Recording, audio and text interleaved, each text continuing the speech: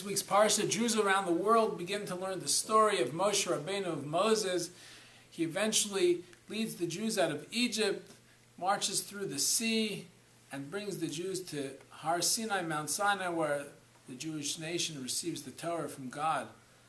What unique qualifications did Moshe have that he was awarded such an exalted status of being the spiritual leader of the Jewish people?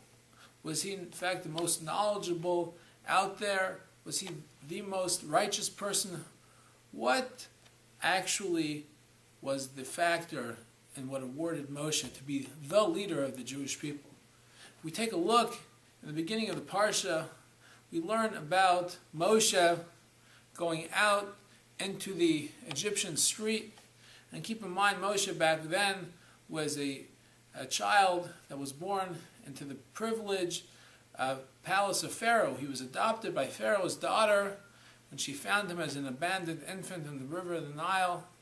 And Moshe grew up in a privileged status, but he went out and he saw that his own Jewish brothers and sisters, he had that Jewish identity, and he saw that his own Jewish brothers and sisters were subject to severe and harsh slavery.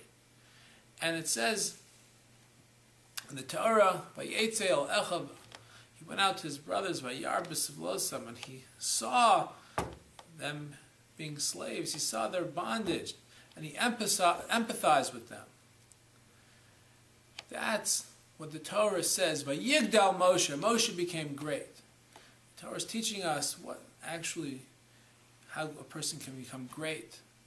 True greatness is empathizing with somebody else, going over to them and saying, "I know I cannot fix all your problems, but I am with you, and I want to support you in any way I can, and I empathize with the difficult situation that you're going through." That's what Moshe did. That's when he went out to the Egyptian street and saw his brothers and sisters suffering, and he said, "I empathize with your suffering." The Torah says about Moshe, "Vayigdal Moshe." Moshe became great, and was with that attribute that he became uniquely qualified to lead the Jewish nation out of Egypt. Folks, throughout our days and our lives, we know so many people that are in difficult situations. And although we may not be able to be the problem solvers for everybody, we do have the unique capacity to go over to anybody out there and put our arms around their shoulders and say, "I feel for you in this difficult situation you're in." And let us remember Moshe, and remember that that is truly being great. Have a wonderful Shabbos.